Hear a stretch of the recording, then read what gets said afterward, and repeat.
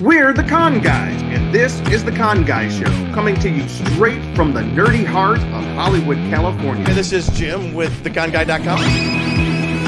She's been here with theconguy.com. Katie here, aka the Con Girl.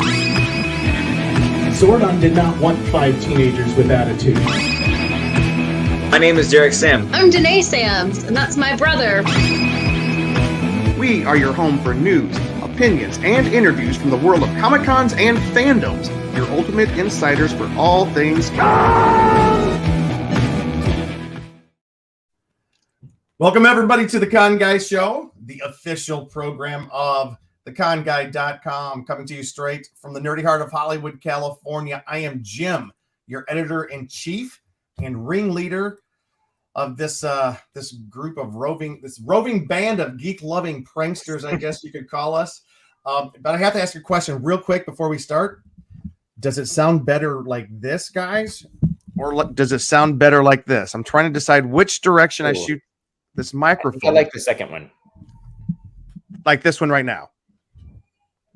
All right. I think you were closer to the mic when you asked. So I just was picking All right, up. does this okay? 1, 2, 3, 4. 1, 2, 3, 4. 1, 2, 3, 4. 1, 2, 3, 4. Oh no.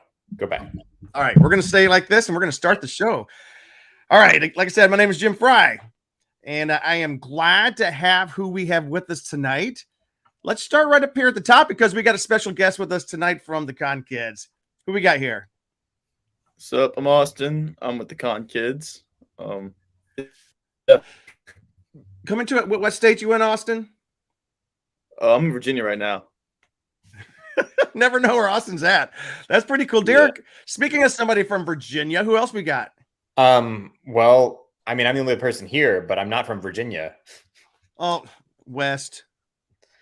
Yeah, Jim, they are two different states for over 150 years now, but that's okay. You know, we just have to remind, I have to remind basically everyone I meet that West Virginia is not Virginia, but you know, that's life sometimes. Hi, I'm Derek, and I am a regular here on the Con Guy Show and a contributor to theconguy.com. I'm excited to talk about the things happening this week, especially Bob's Burgers and Stranger Things. Wait. Here we go. Jonathan Wilkerson, the Con Guys. And literally just guys this time. Where is everyone? All right. Jonathan, Luke's going to be showing up in just a second. We also might be having a special drop-in appearance by Ryan Nilsson. If Ryan, he might be joining us. But we had a couple of folks that just were kind of sick and ill and not being able to make it because of work obligations and stuff tonight. But that's all right. We got it under control because we got a lot of cool stuff to talk about tonight. On this week's show, we are going to be previewing, at least talking about everything we know so far about Star Wars Celebration, the new Obi-Wan Kenobi series, Stranger Things 4, the Bob's Burgers movie, and Top Gun Maverick. And you know what? It sounds like it's impossible for us to get through all that, but we're going to because we're going to become disciplined people tonight. All right. We also have one more person joining us tonight.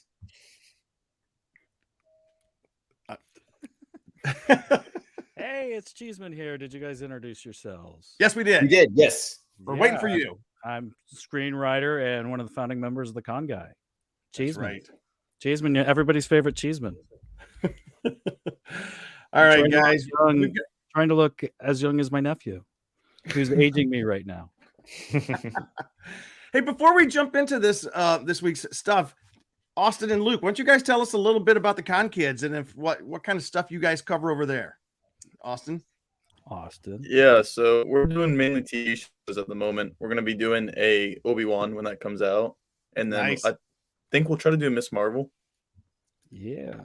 But yeah, we're just hitting mainly a lot of the Disney Plus shows at the moment. Which is kind of cool. I love watching you guys just talk about, like, you were talking about Moon Knight, because you guys really were getting into some of the theories and different stuff about Moon Knight. That was really cool to hear you guys talk about that. I loved that. Oh, we loved it. It was amazing. Did you really? Oh, yeah. It was so good. Derek, have you seen Moon Knight yet? No. I'm so behind on all this stuff because, well, you know why. Kids. Yeah. They are the darndest Don't get to watch much of anything anymore. And this is the first show officially from Austin's room. Ooh. Yeah. Full room, Austin. Well, I don't know if it's really mine anymore. My sister kind of took it over.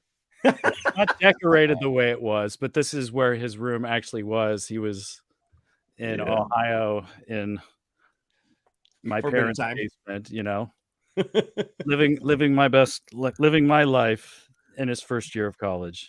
Although I did it 4 years. Well, so Austin, you mentioned Moon Knight there. I did that, which leads me real quick. We're going to talk about. We have a con report, just really short here. MegaCon, one of the biggest cons in the country these days, just finished up 4 days in Orlando, Florida. And let me just show you real quick. There's 3 different photos I want to show you to kind of like demonstrate some of the cosplay, which looks like it's going to be kind of popular this year at the conventions. Moon Knight. Look at this. That's awesome. Look at those cosplays, because that's not something that people just went out and purchased. Those folks made those costumes. I just love that. And then, of course, Black Widow there, the former great Black Widow. And then here we go. Doctor Strange and Captain Carter. I love this. And then finally, Doctor Strange has like this different pattern under his. Do you see that? Yeah. This is like he's like a mashup of Spidey and Doctor Strange. He's like Spidey with Doctor Strange's cape. Is that the what wait, he is. Wait, that he is. Yeah. I like that. That's the What If, I think, right there. I think all 3 of these are from What If, aren't they? I think you're right. I didn't even see all the episodes of What If, but Austin, can you explain these characters real quick? Yeah, Captain Carter was in episode. Well, the both of them. Green one was in What If episode 1 with Captain Carter, and that's basically Steve Rogers. So he basically became the first Iron Man 50 years early. Oh, cool. And then I don't remember I'm sorry. Oh, no, you're good. You're good. Yeah, and then you got Captain Carter, which is basically just Captain America, Peggy. And then I don't remember the Doctor Strange Spider-Man mashup. Yeah, that was in episode 5. Yeah, episode 5. When the zombies came down. Yeah. Basically, the cape was like, "Hey, I like you, Spider-Man," and like kind of saved him. That's right. That's right. Good memory. I don't remember that at all. All right, and then here's the final one from MegaCon. We're going to show. This one's kind of cool. I like this one. It's a Falcon Captain America. I just think that's fantastic. So I think that's kind of like a preview of what we're going to be seeing at the conventions this summer. Oh, hey, Lily, good to see you tonight. Moon Knight was very good. I love Jonathan's calling you queso on the couch, Luke. Anyways, I just want to give a real quick update. We are, this is our San Diego Comic-Con update, which is one of the biggest events that we do during the year. We are 8 weeks out from San Diego Comic-Con this week. Oh, wow. 8 weeks out. It's kind of crazy to think it's 2 months away from now. And here's a little bit of an update. The volunteers are currently being registered. You can currently right now they have a form where you can put in your interest if you want to be a volunteer. That doesn't guarantee that you're going to be chosen. Doesn't guarantee that you have a badge, but if you are a volunteer, you will get a badge. Press registration is currently occurring right now. So if you are part of the press, this is when you sign up. Professional registration has not yet started, from what I understand. By the way, we're doing this podcast right now on the 23rd of May. So if you listen to it like in a week, these things might change. The one thing that most people want to know about are the hotel sales. The hotel, they had 2 different hotel sales, or hotel apocalypse, like they call them, and completely sold out. A lot of people were frustrated because it seemed like hardly anybody got the hotels they wanted. Obviously, some people did, but this is the week where they just recently people had to put down their deposits and then join the wait list. So right now there is a wait list for hotels, but what that means is pretty soon, within about a week or 2, a lot of the hotels that were not sold will be opening up to the general public. There probably won't be any downtown. There's not going to be any downtown hotels. Maybe, you know what? There might be. Luke, you and I, we got a downtown hotel like that one time on the wait list on some fluke. Remember that? Yeah, the wait list can work out sometimes. Also, just like a lot of people will have last minute changes and stuff. So you never know if you're on some sort of, chat thing with Comic-Con, if someone all of a sudden might have a room free, or like, oh, they got upgraded and then they want to give away their other room because they're staying somewhere else, so you never know when one could just pop up out of nowhere. Yeah, this is true. And like we always say, try to avoid Airbnb during Comic-Con because it's a dangerous proposition. There are scams that happen. Yeah. Yep. Mm-hmm. Or what happened, because some of our friends got an Airbnb before, but it just seemed like an odd situation with the person that they were with, just so people for safety's sake too. Oh, you're talking about Marie and Krista? Uh-huh. No, that wasn't an Airbnb. They got a hostel, a youth hostel. Okay. Where they had people staying in the room with them that they felt unsafe about. So they just drove home in the middle of the night after they ditched us at Zach Levi's party. Those scoundrels. Anyways, do you remember that we're all sitting there? You have so many stories from Comic Cons over the years, Jim. I know. It's your fault, Jim. Mm-hmm. All right, listen. So what we're going to do is do this. We are talking Star Wars Celebration and we're talking Obi-Wan. We're going to save those for a little bit later because there's a possibility a little bit that Ryan might be joining us. Luke, did you get his text? I did not see it. We said, Ryan, come on the show. And he just now texted us and goes, oh man, I just got out of hot yoga. I'm so sweaty. I'm like, we'll wait 20 minutes. If we don't see you, we're going to go on without you. So I don't know what that means. If he shows up, he shows up. If he doesn't, he does it. But Derek, how about of all our topics tonight, let's start with one of your favorites, I think, because I've seen you cosplay this at San Diego Comic-Con. You and Danae, you did like a cross-gender thing. What's the big movie coming out for you this week, Derek? Bob's Burgers, the movie, finally. It was announced, I think, in 2018, and we've been waiting for a while, and the show's just been great. It's just, I mean, of course, I could go on about it. Some of the people who listen to us have probably seen it. Apparently, Austin is not one who watches it, but I'm going to explain it for Austin here. Bob's Burgers is, it's grown-up comedy, but what I love about it is just... What? Adult cartoon wise. It's kind of in that vein, but what to me makes Bob's Burgers stand out from a lot of the other shows in that genre is that you really just love the family. They're quirky. They've got their problems. There are some bizarre characters. Louise is borderline sadistic sometimes, but they always end up banding together to overcome whatever is facing them. Like no matter how bad it gets, the family, they all love each other.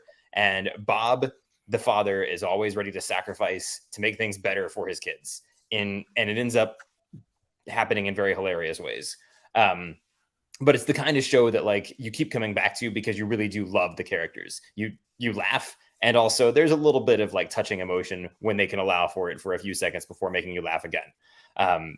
But yeah, like Danae and I have both loved the show for a long time. A few years ago for Comic-Con, we dressed up as Louise and Tina, which another thing in the show is there are a lot of female characters that are voiced by male actors.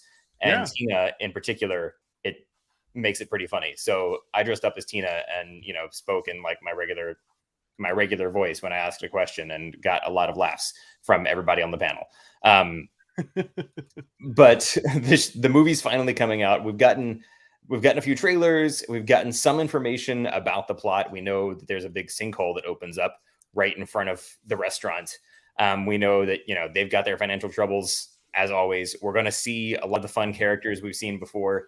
And apparently they've been doing little hints along the way this season about, things like that sinkhole, like you're seeing some cracks in the asphalt and stuff in front of the restaurant.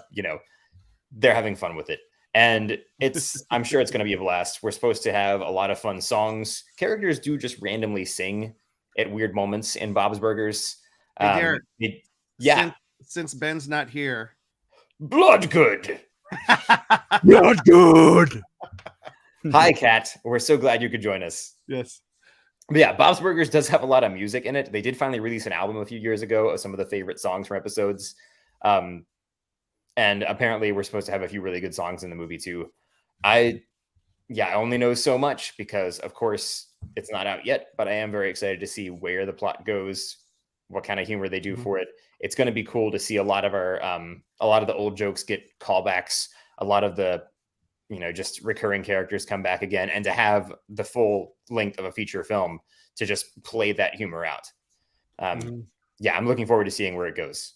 They had their red carpet premiere last week, and it looked like it was a lot of fun. So as far as the cast, John Benjamin as Bob Belcher, and like Derek said, the next two dudes, John Robert as Linda Belcher, Dan Mintz as Tina Belcher, Eugene Merman as the voice of Jean, which is kind of cool. Eugene plays Jean. One of my favorite actresses of all time, Kristen Shaw, the voice of Louise, and Larry voicing family-friendly Teddy, who is like the de facto member of I love Teddy. He's one of my favorite characters on the show. And then Sam Cedar is playing Health Inspector Hugo. Kevin Kline is coming back along with Zach Galifianakis. I never knew he was on the show. Jenny Slate, David Wayne, Aziz Ansari. I always say it. Aziz Ansari. David Herman, Gary Cole, Brian Husky, Jenny Slate, Ron Lynch, and Stephanie Beatrice. Jenny Slate was in that list twice. Did I say Maybe she's playing two characters. That happens on the show a lot too. It was kind of interesting how this like Derek, you were talking how this movie has been bouncing around, not bouncing around, just kept on getting pushed back, because it originally was with 20th Century Fox, which was then purchased by Disney. Disney took it off the slate, put it back on the slate, kind of took it off the slate on accident, they say, and then it finally made it back its way back on the slate. And like you say, the trailer shows that an overwhelming amount of stress because of that sinkhole. The trailer seems to tease that Bob, Linda, and Teddy will spend a lot of the movie out of the restaurant trying to find ways to still sell burgers outside, while Tina, Jean, and Louise embark on an intriguing mystery of their own. In other words, it sounds like a regular episode of the show. I'm fine with that. Some I love movies from shows. Some of the Star Trek movies felt like just long episodes. Yeah. Which, sometimes you're like, oh man, I'm paying extra money to go to the movie theater and see this. I want to see something different. But in this case, like, I really don't mind if it's like a really great episode that's just stretched out for 90 minutes or 2 hours, Yeah. So Austin, have we sold you yet? You interested? I'll definitely check it out. Austin, you should watch the first episode and see if it grabs you. And if it doesn't, you should watch the first episode of season 2 or something like that. Alrighty. And see if that grabs you. And if it still doesn't, then you should pick a random episode from anywhere in the series. And if that doesn't grab you, then something's wrong with you. In other words, watch a whole lot of episodes. Now, Austin, you'll love it. It's quirky, funny, like irreverent humor, but in the best kind of way. So watch it, and then if he doesn't like it, it'll be even funnier to have him debate Derek of why it's the best show ever. Oh, man. Oh, well. But anyways, Bob's Burgers has the misfortune of finally landing on the calendar on next to, and we're going to talk about this a little bit later, not now, but the same date as another gigantic movie, which might be swallowing it whole, which is a sad thing. But we're going to talk about that just a little bit. Luke's going to bring us up to speed on that. But first, Derek, since we got Derek here, let's talk about perhaps the one thing that I'm most excited about. It's really close. We have a lot of guys. This is a big week. This is what we're calling the huge week. I remember we've had this happened before, like when Star Wars and Episode 9 debuted the same weekend as like Game of Thrones ended, or the end of the Battle of the White Walkers was ending, or there was a big weekend that we're like, wow, how can one weekend accommodate all this? This week is accommodating a lot. And one of the big things that's happening this week, we've all been waiting for it for how many years has it been, Derek, since we last saw our intrepid Indiana folks? I think 3 years. It's been about 3 years. Yeah. So we're talking, of course, about Stranger Things season 4, volume 4. Yeah, volume 4. So season 3 released on July 4th of 2019. Oh, that's right. Yeah. And season 2 was during Halloween, right? Yeah. So that's an interesting thing. Season 1 was kind of between Thanksgiving and Christmas, or like November into December. Yeah. And then season 2 was based right at Halloween. Season 3 was on 4th of July. Released on 4th of July and set around 4th of July. And season 4, they haven't mentioned exactly, but they said it was going to be springtime, like March or April, so it might be set around Easter of that year, 1986. We'll have to see. Well, Because it's not like it's really central to the plot that there is a holiday going on, but some of the stuff does come into play. Like in that first season, there wasn't a whole lot to do with Christmas except the use of the Christmas lights. Yeah. In the third season, 4th of July came into play because there was that big event going on in the town, and it was summer. They were all outside. I love that. Yeah, I did too. I love that. Summer's my favorite time. I love that. All right, let's talk Stranger Things season 4. Everything that we know up to this point. And by the way, Katie was going to give this report for us tonight, but Katie is not able to join us tonight. So me and Derek, we've decided we're going to tag team and do that. I mean, we're both giant fans, and I think everyone here. Austin, do you watch Stranger Things? Yes, I've watched Stranger Things. Yes, we're all in on this one. Did you watch the preview, Austin? Oh, I don't think I have. There's like an 8-minute kind of like intro thing that's online right now that's kind of promoting kind of like the series or whatever. But it's the first 8 minutes of the first episode. Yeah. I saw there was a new final trailer. Yeah, you got to see that. It's really good. All right, yeah, I'll give that a look in a sec. Luke, did you watch it? I did. What did it show? Tell us what we. Without giving away too much, because by the way, we're not spoiling anything because we can tell what's on this thing, can't we? Yeah. Or I'm not going to spoil it for you guys if I tell you what happens. Well, if there's a big spoiler, I don't want to know. Well, I can just tell you it's basically who was the main doctor who kind of raised 11 in the lab and all that. What's that character's name? Brenner. Yep. Yeah, so it's based on his character. It's takes place before the first season, so it's kind of a flashback, kind of showing a short kind of thing with him and him working with the patients. And you see like the other, kids that were kind of part of this. So that's all I'll say, but it's a very cool scene, and it will put a different character kind of in a different light when you watch it to the end. Oh, seriously? Oh, yeah. A little bit. Sorry, I did see this, but yeah. Just have to watch it. All right, great. Because I watch it. Yeah. Well, here's everything we know so far. We know that 11 is living with the Byers in California, right? And struggling to fit in. Hopper, wait. How did the series end? Let's talk about how did season 3 end. Season 3 ended with Hopper was kind of stuck in that room where the big laser thing was shooting and making the crack into the upside down. He couldn't get out, and Joyce still had to destroy it. He looked at her and was nodding and saying, yes, do it. And so she hit the thing, and all the Russians got vaporized. But we did not see Hopper die. That's right. And then back and when things were mostly back to normal, a lot of people in Hawkins had died because they had been deflayed, and they were killed when. Hi, Amanda. Happy birthday. A lot of people were died when they were basically all their guts were used to form this version of the Mind Flayer. We already gave a spoiler warning, I think. Yeah, okay, spoiler warning for people should know. Anyway, yeah. All right. We know Billy died because he was, and in the end, he was able to kind of have enough consciousness because Elle was able to reach him because she had seen his memories during this psychic connection thing she was doing, and she was able to remind him of his childhood, and that gave him a moment of clarity where he was able to sacrifice himself to save his stepsister Max and the other kids. So Billy and a whole bunch of others in Hawkins were killed. It was basically covered up by being reported as a fire at Starcourt Mall, and Hopper was said to have died just trying to help people from the fire. 11 no longer has her powers at the end of season 3. She was just really taxed and also severely injured. She was had a little piece of the monster in her leg that she had to rip out.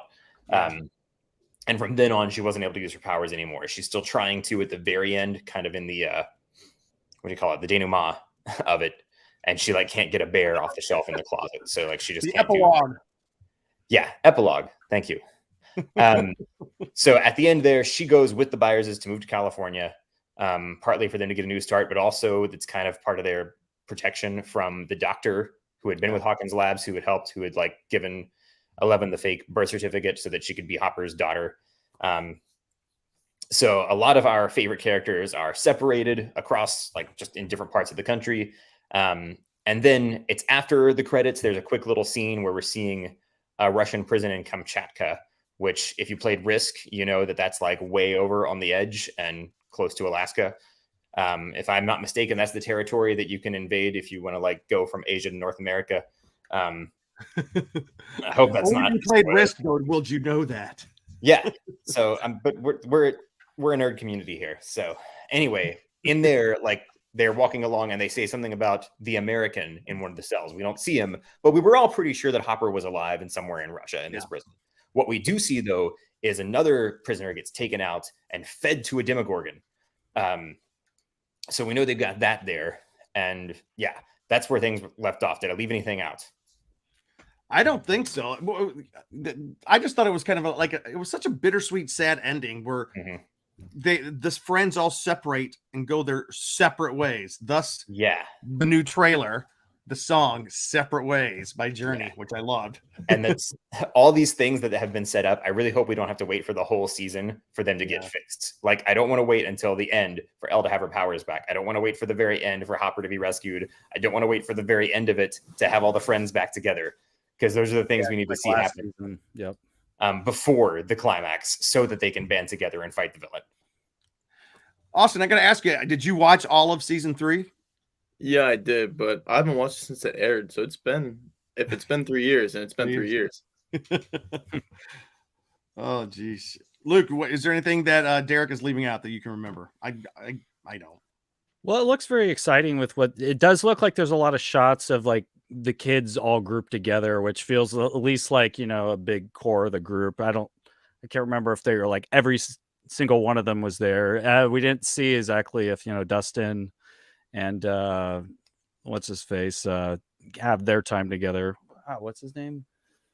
I have a toy of him. Are you Dustin and Steve? Dustin and Steve. We don't know if they have their bro time, but hopefully they'll have a little bit of something. Wait, we do know because they've released a couple of more trailers since then. Yeah, so if you actually go online, they've released like 4 or 5 of these trailers. I don't think I've seen all of them. I've been trying to follow it. But one thing I didn't mention is Erica. So she got a whole lot. Erica, Justin's little sister, Erica. Oh, yeah. Or sorry, Lucas's little sister, Erica. There's no Justin. There's Dustin. And I don't know what I'm saying. But Erica comes into play a whole lot in season 3, which, by the way, we just got through rewatching all 3 seasons. And she's hilarious. Yeah, there are some things that I forgot and some things I was so happy to see again. But Erica is in that, I think that final trailer that released today. She's in the huddle where they're talking about the deck, everything being stacked against them. And then like they turn around and she's standing there with like an American flag tied around her shoulders, where they're playing D&D. And if you remember when Will packed up a bunch of his D&D books, he was going to get rid of them. And instead they asked them and they gave them to Erica. So at the end, that's another thing in the epilogue of season 3. She opens up the box of all the D&D books. So that's very cool. Yeah. Well, this says in the trailers that we saw, we did see Max, the girl with the red hair. She was at her brother Billy's tombstone, grieving over his sacrifice. But then the trailer shows like she gets sucked. She floats up in the air and some kind of force takes a hold of her. So there's some kind of supernatural force that grabs her right there. We don't know what that is yet, but it looks like Max may be like one of the new targets of whatever it is. Will she gain powers that 11 lost? Wait and see. But while we're sitting here, we do have to say hello to somebody who was very dear to the Con Guy, Mr. Ryan Nielsen. Yeah. Look at that glowing microphone. So Ryan, tell us about hot yoga. Oh man, you guys, every Monday, Y6. I almost passed out today. I'm so dehydrated, but I got a full thing of water here. Swap the shirt out. There you go. Ready to talk. I was overhearing some of the Stranger Things recap. Well done, Derek. Good to see you, Derek. Oh, you too, Ryan. It's been a while for you guys, yeah? Been too long. Oh, right. We're not moving on from Stranger Things yet, are we? Because there's more to say. We're almost done, but yeah. Let's good. Continue. Go ahead. Okay, well, so what we were told initially, or actually it's changed a few times, I think, but what we were expecting was that we would get 5 episodes this week and have to wait till July for the other 4. Yep. I'm not sure when that changed, but the release dates now, like the most recent stuff, is saying that we're getting 7 episodes, and we're only waiting for the last 2 that are coming in July. Really? Yeah, we've also got information about like the running time for each episode. So the first 7 episodes, the whole season, the episodes are over an hour long. A lot of them in the first chunk are 1 hour 16, 1 hour 15, 1 hour 17. Episode 7 is 1 hour and 38 minutes. Nice. So a lot of them are long. And then the last 2 episodes are 1 hour 25, and then 2.5 hours for the season. 2.5 hours for that last one? I am fine with that. Yeah. It's more content. It's a little strange that they didn't just make it a 10 episode season when you got that, but I guess, who knows? There are lots of reasons that go into this, but I'm excited about that because it's like watching a long movie or a decent length movie of one of our favorite things. Right. And Right. by the way, the things that we do know, 11 is powerless when the series begins, but Sam Owens, played by Paul Reiser, says that there's a supernatural war coming and that 11 is the key to humanity's survival. No pressure, 11. No pressure. Yeah, no pressure at all. We say, and there's a special a bad guy this time. Yeah, that's what I wanted to talk about. Tell us, who is this bad guy, Luke? I don't know who he is because I've just seen some of the trailers, but it just looks really cool because it's like one that can actually talk and it's just some monster kind of thing. Yeah, you hear that voice. Has that Psycho Gorman kind of look to it, which is cool. Well, I think one of the biggest reveal, there's Vecna, a human-like hell beast that will be at the center of the chaos of the season. The name of it is Vecna, but there's a person who is well known in horror circles who is a big presence in this season. His name is Victor Creel, is the character's name, played by Robert Englund. Yeah, I think that's awesome. I think that is so great. So real quick, episode 1 is called The Hellfire Club. Episode 2, Vecna's Curse. Episode 3 is The Monster and the Superhero. Episode 4, Dear Billy, which leads me to believe that's going to be a very sad episode, at the tombstone of Billy. Episode 5, The Nina Project. 6 is The Dive. Episode 7, The Massacre at Hawkins Lab. That sounds awesome. And then the last 2 episodes, those oversized episodes Derek was talking about. Episode 8 is Papa. Ooh. And then episode 9 is The Piggyback. 2.5 hours. That's I'm super stoked for this. Let me see if there's anything else. Oh, on Thursday. Wait, not Thursday.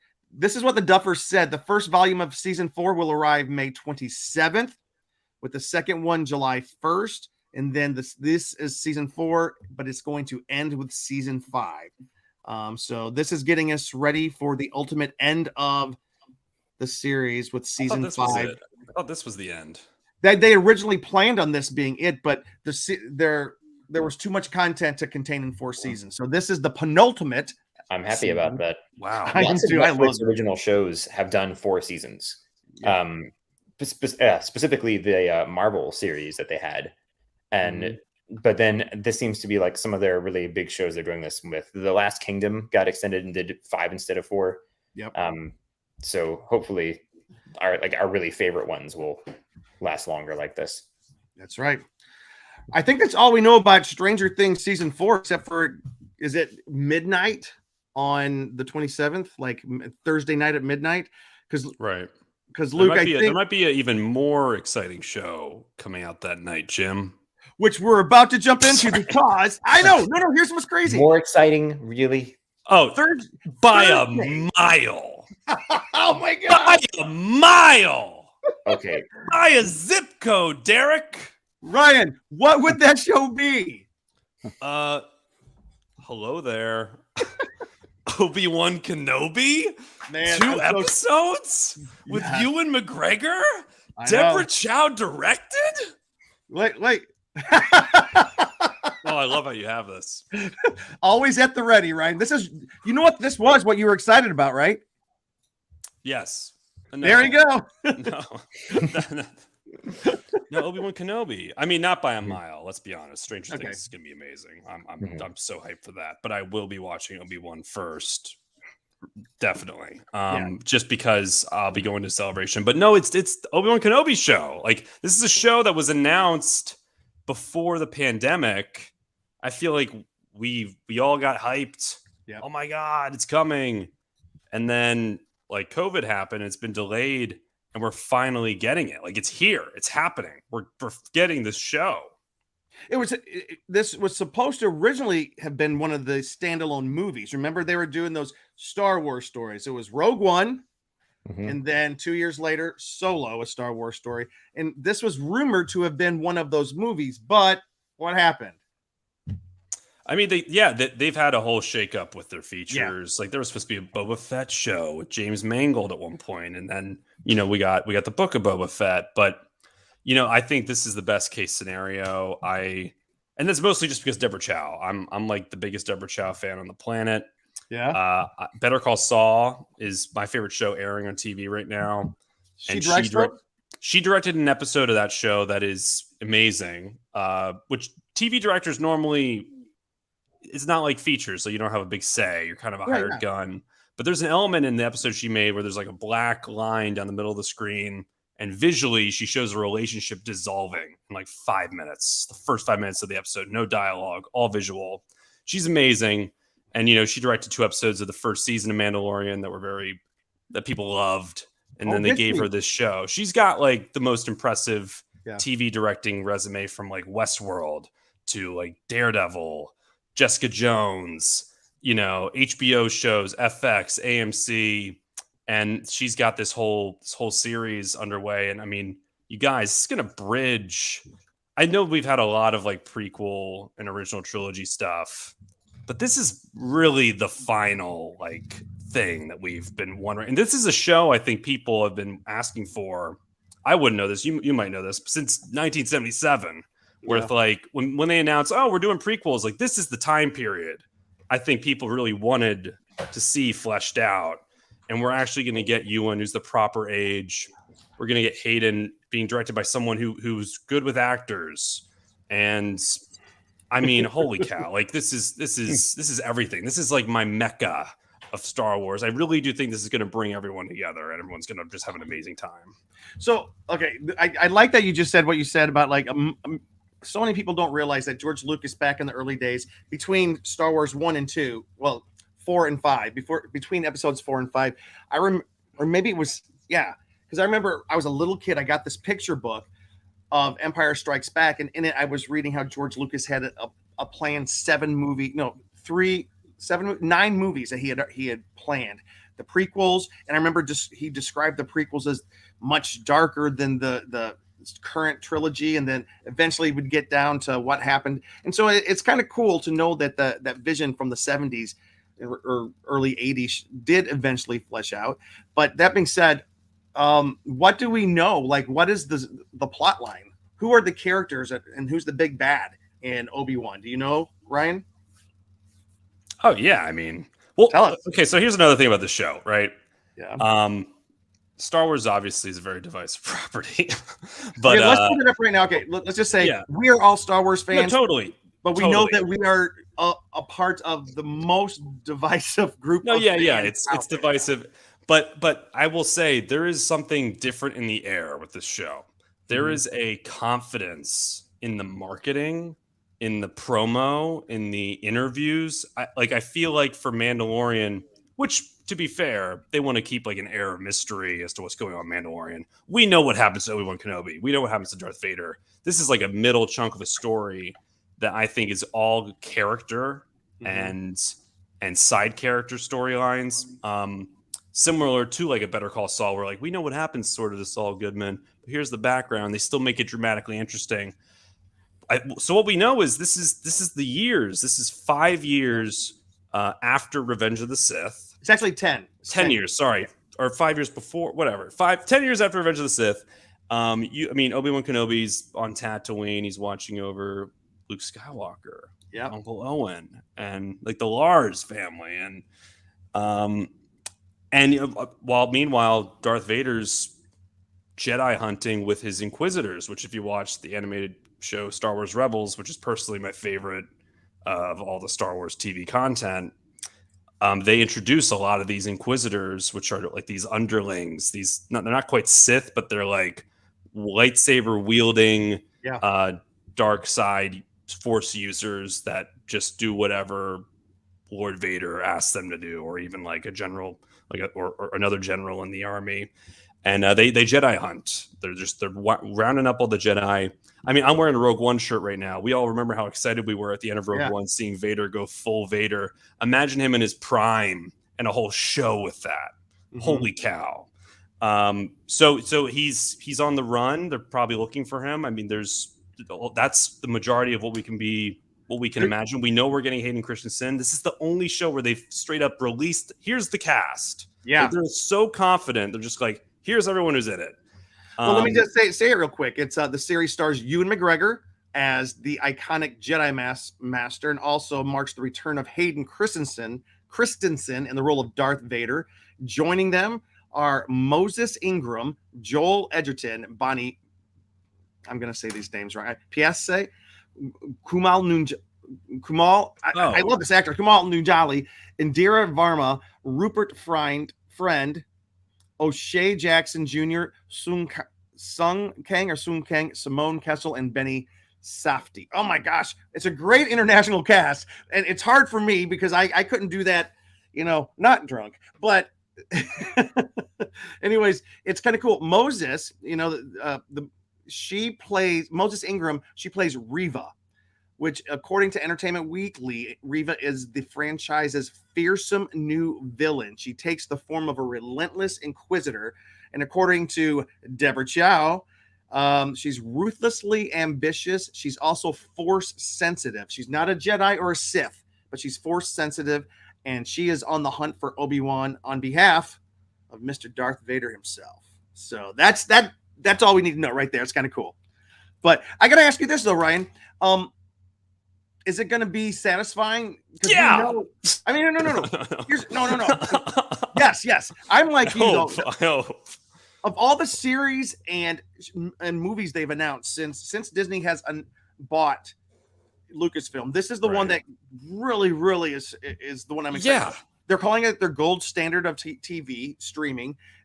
John Williams himself actually came back to help with the score, and he has retired. Wow.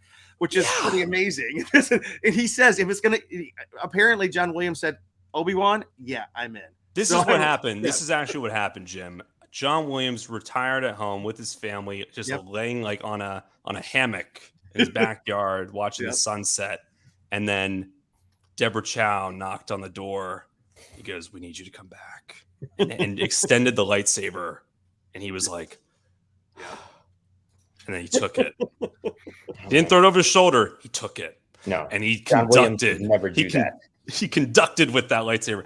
Yeah, man. This is it, man. This is, I really do think like there's a lot of, another reason I'm so excited about the show is it's high stakes. Like if you blow this, I'm like the biggest Star Wars lover there, but I will be incredibly disappointed. I know a lot of people who were big Boba Fett fans, and I liked the Boba Fett show. I didn't love it, but they were pretty let down by some of the decisions they made with that character. Not necessarily as the whole show, but just with him. I really do. Wait, it was his show? Yeah. You think this has the potential to be something really special, and it's only 6 episodes. Mm-hmm. I just think like the confidence they have, like putting Duel of Fates in the trailer. Yeah, I know. It's funny you should mention that. I'm seeing a headline here that the actors actually fought their lightsaber battles to the John Williams music while they were filming. Ryan's gonna pass out over here. But oh my gosh! But have they finally stopped making the lightsaber noise while they're doing it? Because I guess that's been the actor's biggest problem is not making. I don't think I'd be able to while doing the scenes. So, but also this is supposedly a one and done. 6 episodes. Yeah, it's a series. Basically, it's a movie. They are making another movie. This would be like I wonder, the episodes are about like 45 minutes. 3.5. 3. Like it awesome. Is. Yeah, I really do feel like it is a movie. If the episodes are like 45 minutes, it clocks in at like 3 hours. You think? With 6 of them. Yep. This is the movie. This is the movie. Are you guys excited? Like, am I in fairy tale land? Or like, are you guys just like, we're so I'm right there with you, so many times. Listen, I'm jaded. I'm off work on Friday so that I can go see the big movie we're about to talk about. When I get home, I'm going to watch this, and then I'm going to watch the first episode or two of Stranger Things or whatever comes out. So it's a long night ahead for me. It's a long weekend. Get the coffee pot ready. This is a big weekend for me. Can I also throw this out there? Like, how magical would it be? Like at the end of episode 3, Yoda's like, "I'll teach you how to reconnect with your master," and he's like, "Qui-Gon, you're gonna get Liam Neeson in this. You're gonna get Yoda in this. Well, I've You're heard, gonna get. It's gonna be like Cameo City. It's gonna be magical. Like you're gonna see him face off with Darth Vader, Hayden Christensen, and he's gonna be like, "Look what you did to me. You did this." He doesn't even realize that Hayden's alive. He doesn't realize Anakin survived. But that's one of the sticking points is people are wondering, does he actually come face to face with Darth Vader in this, or was New Hope the first time that they finally faced off with one another? Because if you listen to the language, they could have seen each other 10 years ago. You know, I don't know. Like what Darth Vader says, "When I left you, I was but the apprentice. Yes. Now I am the master." So it seems like there wouldn't have been a time when he was not actually his apprentice. I know in between that they would have fought. He says, "But a learner." Does he say I was but a learner. Oh, that's right. Okay, is that really what he said, or is that some of the dialogue with the stuff that George Lucas has changed over the years? I think he said a learner, but regardless, I do think, you know, now I am the master. Yeah, I don't think he's like you shouldn't have come back. I think he tells Obi-Wan, and it's like he leaves him in episode 3, literally burning in lava.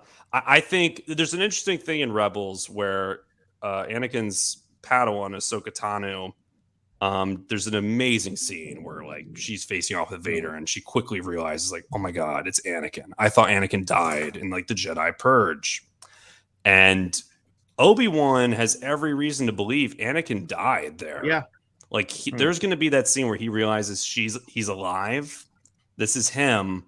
And like, I have to destroy him. And there's also probably going to be a scene of him trying to convince Uncle Owen, like, I got to take Luke, because Uncle Owen's like, Obi-Wan's a crazy old man, like in A New Hope. Like, don't listen to him. Stay away from him. I mean, there's going to be so much stuff, you guys. You know, what you said, it has been revealed, or maybe it was in one of these magazine articles, I think Entertainment Weekly or Variety said that Ewan Greg Obi-Wan does not know that Anakin has survived. He thinks he's dead. This is when we find out that this is when he finds out that he is still alive, which is interesting. That's going to be an interesting thing. And he does go back to, we see the scene where he goes back and he talks with Uncle Owen. Owen was like, "What? No, look what you did." Did you know this? I was just doing the research for tonight. I found out that when they were first writing the script for Return of the Jedi, that Uncle Owen was originally being written as Obi-Wan's brother. They were going to be brothers, but they cut that out. They stopped that. So that's kind of interesting. Wow. Yeah. I mean, you're going to get flashbacks to the Clone Wars. You're going to get him with like, will we see Ahsoka armor on the robe? You're going to get Ahsoka. Do you think you're going to get Hayden? It's going to be. I really do have sky high expectations. It's probably impossible to meet them, but this is where you pull all the stops, right? Like I really do think we're in for careful. Some this is a Disney Lucasfilm. Be careful. Just manage your expectations. The other thing is like Deborah Chow. I really do think this is the first TV show they've straight up given a director, and that rarely happens. Like even in Marvel, anything Disney, you're always splitting it up, but this is like a mini series. They gave this director, and she had total like massive oversight. This is like a really creative, talented person. I think we're in for some surprises, and I also think just with the nature of the story, it's such a open sandbox where it's like these are the clear barriers you have to remain in, but you can have so much fun. And like I wouldn't be surprised if this whole like show opens with like Darth Vader mowing down some remaining Jedi and just having these two forces, and like they're gonna eventually meet, and the Inquisitors are the bosses along the way. If you're right, I expect a celebratory dance. There'll be a celebratory. A new dance. one. We need a new one. We're getting 2 hours of this show on Friday night. Like we're getting a movie on Friday night. So Ryan, where are you going to be this weekend celebrating this momentous occasion? Well, okay, this is where I'm going to be. I'm going to be at Star Wars Celebration for the first time ever because in 2019 I went to Comic-Con with the con guys and had it's what might be on par to like a close to a religious experience. It was one of the most positive experiences of my entire life was going to 2019 San Diego Comic-Con with you guys. It was so remarkably incredible. And I was just like, I need to go to all the cons I can go to, especially Star Wars Celebration. And I feel like Star Wars Celebration has been this amazing event over the past couple of years where they're revealing trailers, castings, posters, sneak peeks. I mean, they had that amazing year where they honored Carrie Fisher, the celebration after she passed away. So sad. And this is the first one in 3 years. Yep.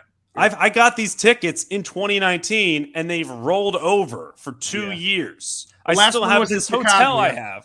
Yeah. I was in the Chicago one when I got snowed in Chicago. We had a blizzard hit while I was at Star Wars Celebration. And that's the first year they had the Mandalorian. First year they had all their plans for TV. It was, and they were still, that was when they released the final trailer for episode 9. So that was a good year. Ryan, tell me what you're looking forward to this year at Star Wars Celebration. Honestly, it's meeting people. Yeah.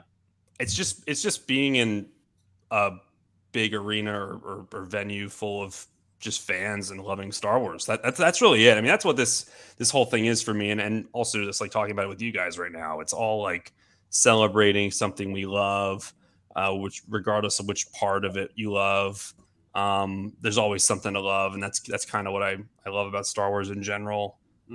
So it's going to be, I mean, my ideal thing is like, I'm so happy they're dropping these 2 episodes on Friday or Thursday night, Friday morning, because I'm going to be talking about them with all these people at Celebration. Like that is awesome. I'm excited to go to a few panels. Like I know it's the Attack of the Clones, like 20th anniversary. I gotta say, Lily, as a Star Wars fan, the only thing that worries me is Disney. Fair point. All right, here we go. Brad's here. It feels like Disney is treating the Obi series as like a feature film continuation. I agree with Brad, and I do got to say this. Brad was over last night, and Ryan, you'd be happy to know from what he is hearing, Obi-Wan is getting the red carpet premiere treatment at Star Wars Celebration this week. The stars are going to be there. They are celebrating. It's possibly the reason why it moved from the Wednesday premiere to the Friday premiere so they could have it at Star Wars Celebration. Well, surely. Yeah, it was supposed to be releasing this Wednesday, May 25th, which is the 45th anniversary of when Star Wars first came into theaters.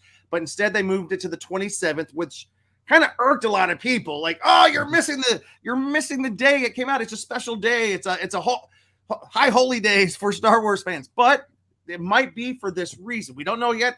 But Brad says that from what he hears, there's a lot of red carpet shenanigans happening down at Star Wars Celebration to celebrate this. What say you, Ryan?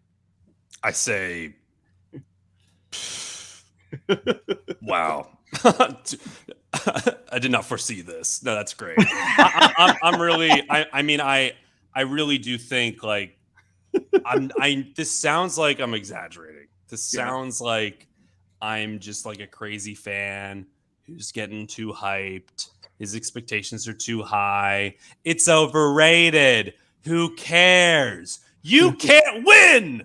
I really do think this is, I've never been more excited for a TV show. Straight up. Like this is the best week of Ryan's life. I mean, yeah, like look, the originals are my favorite, but I grew up with these prequel movies. Like Hayden Christensen and Tobey Maguire as a kid were my heroes. And I saw Tobey Maguire in No Way Home and it was wonderful. But like seeing Hayden Christensen again, it like with a director who can like, the guy, he can direct them. I'm over the moon. I feel like this is unfinished business for him. It is. Not to cut you off, but to cut you off. Let's move back to Star Wars Celebration because that's the big event. We, as the Con Guy Show, we celebrate all these conventions that are happening. This is one of the biggest ones of the year. People have been waiting for this one for, like you say, for years now. And this is kind of what we're going to get in the big stages.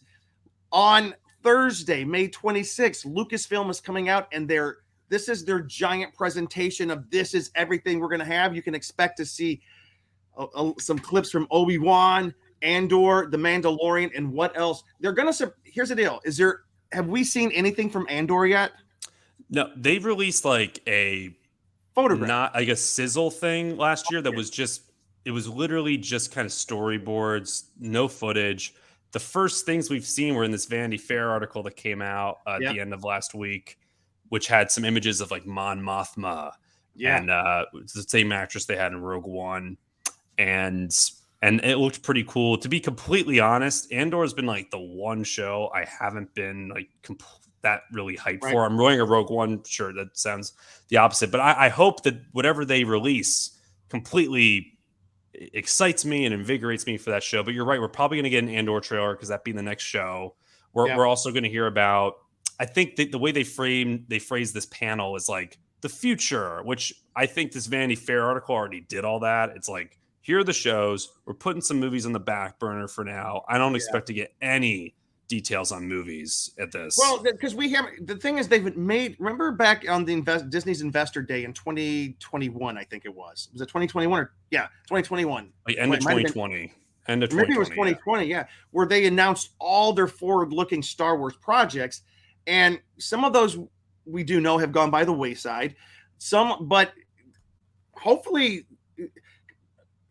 we're probably not going to get any new announcements for new projects. I think fans are they just want to see what's the progress on what has been announced. Because like the Patty Jenkins film, was that Rogue Squadron? Yeah. I want to see something from that. I want to hear about Kevin Feige's film. I want to hear about the possibility of Rian Johnson, his trilogy he's making, if the fans don't come at him with knives out. Get it? Yeah, I honestly think, unfortunately, you're not going to hear about any of that. I don't think it's going to be. But I do think they're going to get the record straight when it comes to TV. Yeah, I think it's good because at that Investor Day they announced Lando, Acolyte, Mandalorian season 2, 3, Ahsoka. They didn't announce Book of Boba Fett, but then Book of Boba Fett was in the post credit, and it was a surprise. Nobody knew it was coming. Yeah, and like. We haven't heard anything about Lando. Star Wars Visions, Star Wars. They have some animated shows coming out. So apparently, well, let me go real quick. So here's some highlights from the schedule, and then we do have to move on. The big studio showcase coming on Thursday morning from Lucasfilm, and that's all the stuff. Same day that afternoon, Ian McDermott's going to be there. The Emperor himself is having a session, which will be kind of cool. Friday, Light and Magic. It's going to be on the Galaxy stage. Star Wars Celebration will be among the first in the world to get a sneak peek at Light and Magic with an illuminating discussion panel featuring Lawrence Kasdan and Ron Howard talking about special effects. I think that's awesome. Ron Howard's going to be there talking special effects with Lawrence Kasdan, who is the writer, of course, of Empire and the writer of Solo with his son. I remember that. And Ron Howard. He's from West Virginia. Is he? Yes. Mountain Mama. Yes. Not Virginia. That evening, Friday evening, 35 years of Star Tours presented by D23. That's going to be really cool. I know the folks putting that panel together, and they're having a lot of fun with Captain Rex. Saturday, May 28th, a conversation with Jon Favreau and Dave Filoni at 11 in the morning. This is the one, Ryan. I think this is this is the one where your soul will be filled, my friend. Because let's put it, Kathleen Turner, she may be the overseer, Kennedy. But yeah, Kathleen Kennedy is the overseer of right now. But the heir apparents, Jon Favreau and Dave Filoni, they're the lifeblood. And then that night, also C-3PO himself, Anthony Daniels, has a session. Sunday, they're going to show the Bad Batch season 2, the last 4 episodes, which is the Siege of Mandalore, which is going to be cool. They're going to have the wonderful world of Wookiees with all the Wookiees. And that's just the beginning. So there's so much going on. Ryan, I do have to ask you, did you make any reservations yet? No. I mean, I have a reservation of a hotel, but no, I haven't. I haven't been able to just because. Well, so unfortunately, I'm only going Friday and Saturday. Those are the two big days. Oh, you're not. Those are big days. Except for the Thursday panel. I need help with the reservation thing. I honestly am most looking forward to like being on the floor, and I'm gonna need like someone to hold my wallet because I'm probably gonna drop. I'm literally probably gonna drop $500 this weekend. It's not even a joke. Like I have empty walls, you guys. I'm hanging stuff up. Like I'm getting art. Yeah. I'm getting artsy fartsy, man. I want to get like a BB-8 ball. I want to do the whole thing. Well, maybe you should use Venmo then and make it public so we can see, like what you've been buying. Like, all right, looks like you've bought 3 things, Ryan. Just checking in. Sunday's like the rest day where you watch Stranger Things, but I'm hoping we get some animated shows announced as well. I really do think we're going to get a few. I think that's where they're going to really lean in right now is the animated shows. By the way, little specifics. It is at the Anaheim Convention Center Thursday through Sunday this weekend, which is May 26th through the 29th, Memorial Day weekend. Parking is at the convention center. You can also find parking at the area hotels. Also, proof of full vaccination or a negative test is required. And you will also have to wear a mask while you are inside. But the one of the things that's kind of cool that they're doing that I haven't seen done before, they're having this after hours signing events Thursday, Friday, and Saturday with a lot of the guests who are there for signings. And there's going to be cash bars for those who are 20. They're basically making it like a late night party to hang out with some of your favorite folks from the Star Wars universe at nighttime, which is very, very cool. I love that. Yeah, I will say at WonderCon, which was the same location, once people got on the floor, and this might get me in trouble, but I'm not taking a stance on this, but I'm just saying some of the mask stuff wasn't fully enforced once you were inside. I thought you were going to say that no one stayed afterwards to sign things. I thought you were talking like, oh yeah, they're all just going to bail at the after hour thing. But to Luke's point, they did, and I don't want to get anyone in trouble because the rule was to wear your mask. So officially wear your mask, but I think it is up to each individual. A lot of it's how well that will be enforced. If you read through the health codes, they seem a little bit less strict at Star Wars Celebration than Comic-Con and WonderCon were, but they still want you to the COVID test or the negative test that's required for entrance. So that's the main thing. You have to be COVID free to enter. Yeah. Make sure you have your mask. See how they're enforcing it. The rules say they will be enforcing it. I know that. What it is for most of California, it's in the state of California, masks are not required indoors right now, except for mega events. And this is considered a mega event. So because it's a mega event, like the Super Bowl where nobody wore a mask, big hypocrisy. But anyways, I'm just going to say, I don't care. No, I got you. No, I get it. I got you. I'm not even caring. I don't care. No, it's, I mean, look, Darth Vader wears a mask. All right, so it's going to be this weekend. If you guys have any questions, get in touch with us on social media. We can try to find out the answers. But we do have one final. Oh, wait. Let me go back.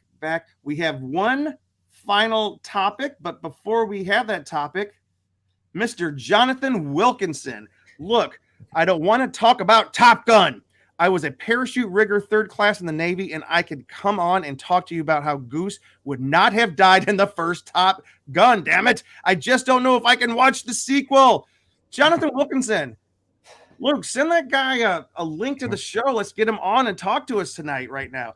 Jonathan Wilkinson, we do need to hear what you say about that. But, Luke, there's one more giant event which is going up against Bob's Burgers, against Obi-Wan, against Star Wars Weekend. Oh my gosh, and against Stranger Things. Yeah. What else is it? What else can we fit in one weekend? I don't know what you're talking about. Could it be this? Dun, Top Gun Maverick. I feel the need. God. Who's excited for this? Yes. We are all raising our hands except for maybe Derek. I'm kind of like, okay. But, I know it's terrible. I mean, but granted, okay, for one, there's a whole lot of other things I'm excited about. It's only so much excitement in the world. It's kind of crazy how this is all in one weekend, right? Yeah, I know. Right? Well, it's Memorial Day weekend, so it's like the kind of unofficial, but everybody sees it as the start of summer. So May this 1st. is like really kicking off summertime, and a lot of people are off work Monday. It's a longer weekend. We got more time to binge watch shows and go see movies. I took work off on Friday so I could binge watch on Thursday night. Same. I like that. I'm still new at my job, so I don't have any vacation days yet. By the way, congratulations. That's all I got to say. Congratulations. Luke, talk to us. Well, so we've mainly seen some trailers, and this has been something people have been waiting for years. Like, it almost happened in the past, but then some unfortunate events happen that's keep preventing this from happening. But finally got to a place, and it seems like a lot of people, including Tom Cruise, are very happy with this. And let's just say, look at Tom Cruise. This is how many years later, and is this from today? That's from the trailer. Gosh, that guy, how old is he? Isn't he like close to 60? Yeah, I think he might be 60 or so right now. Yep.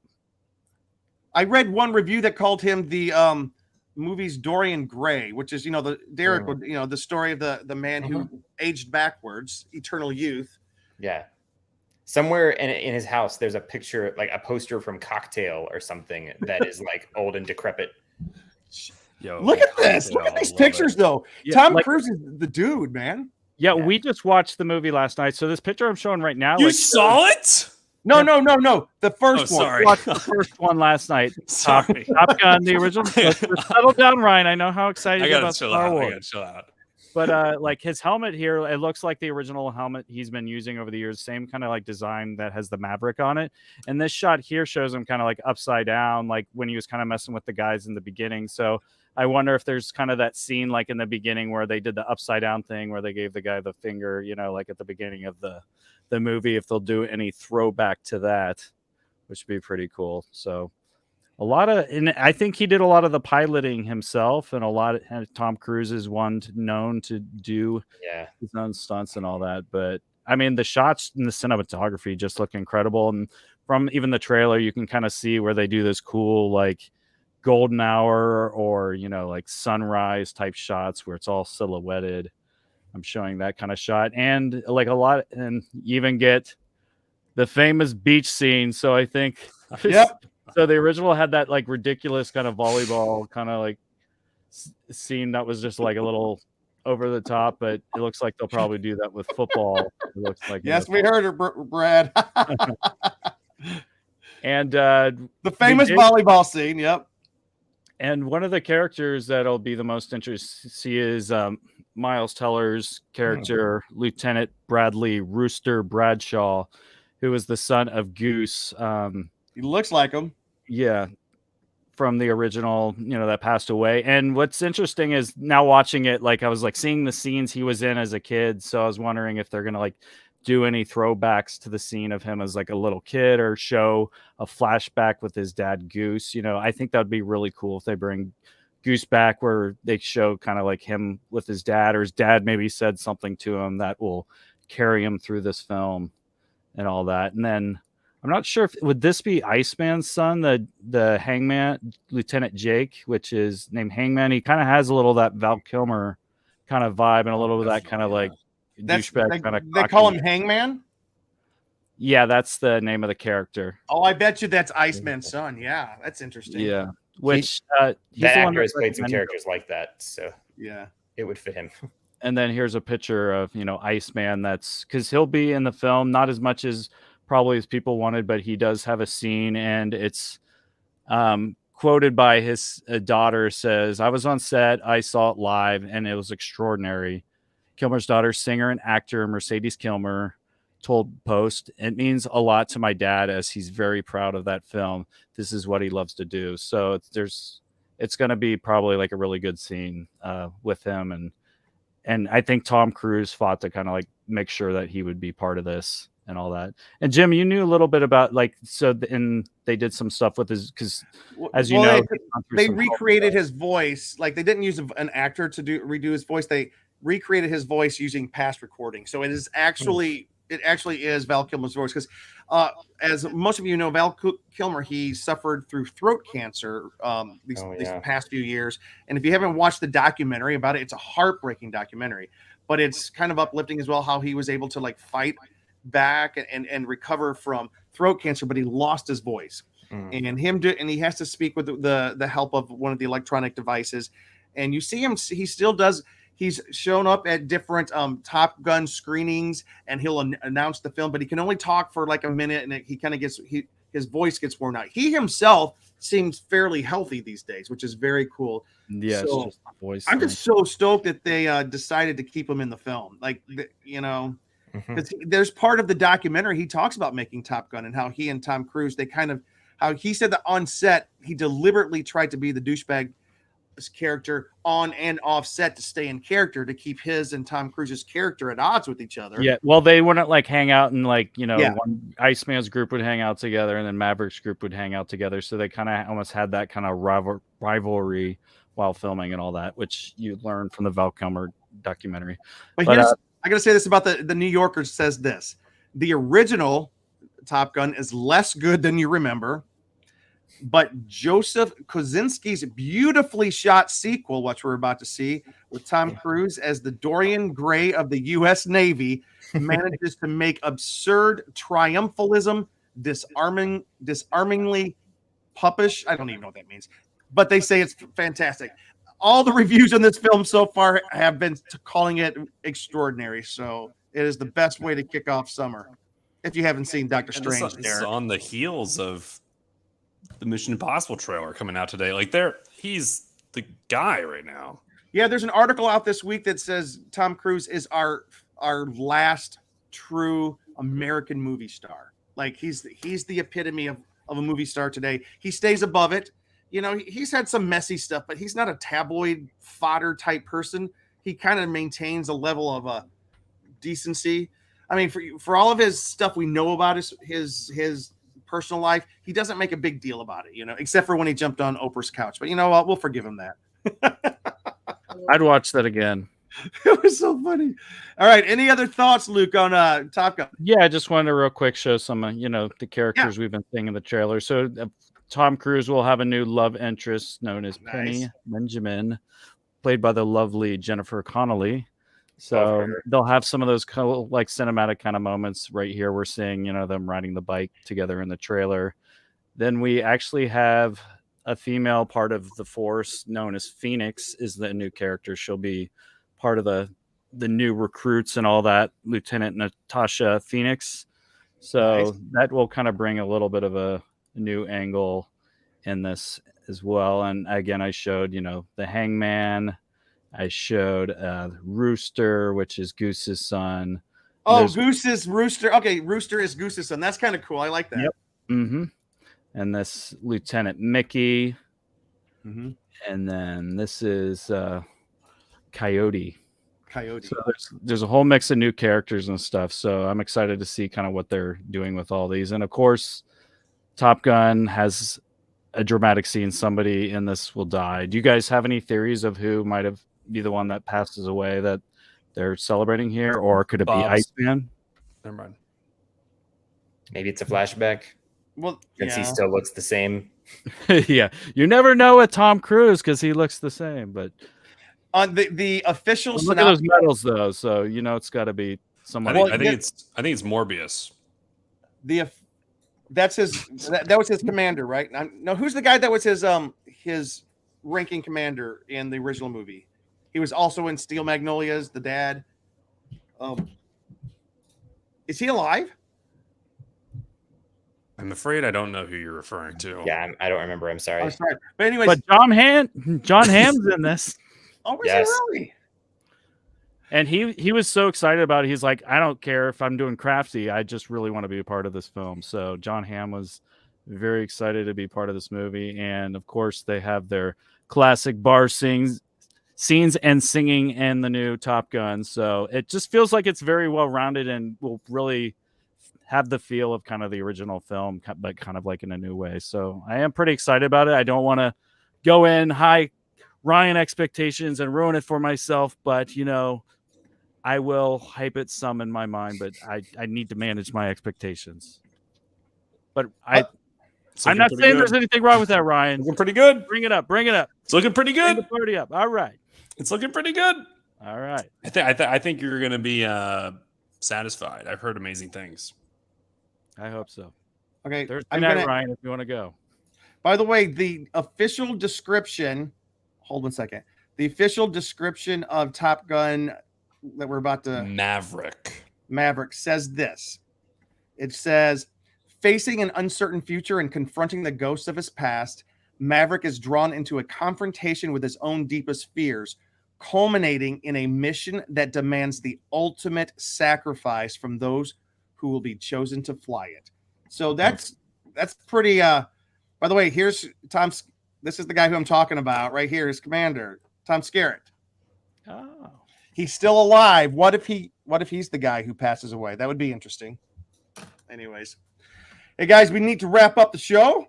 But is there anything from the millions of things we talked about today that we still have left to say? Ryan, thank you for jumping on last minute like this. I knew there was no better person to talk about Star Wars. Sweaty. It's fine. No, I'm always hyped. I'm hyped, guys. I think spread the word. Thank you for having me on. I'm so glad you hyped could for be on. Obi-Wan and all the other Marvel stuff. Yeah. Oh, but speaking of Marvel stuff, the new Thor trailer dropped today as well. So today we got a trailer, the final trailer for Stranger Things, a trailer for Thor, the trailer for Mission Impossible. Brad kept on sending them to us. There's like 5 different trailers that dropped today. This was like the busy season. Austin, I got to ask, what'd you think of the original Top Gun, by the way? I mean, I liked it. It was good, but I mean, it was a little bit slow. But you know, you get through it. I think this one, kids, you'll get through it. It's slow. Okay, I like a little more action in my movies, but I mean, it's no Fast and Furious. I'll tell you that.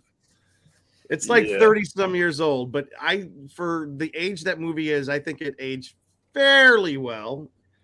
Fairly well. Very cinematic. If you appreciate, like some slower cinematography, but you can definitely see how the cheesiness and some of the other speed of it.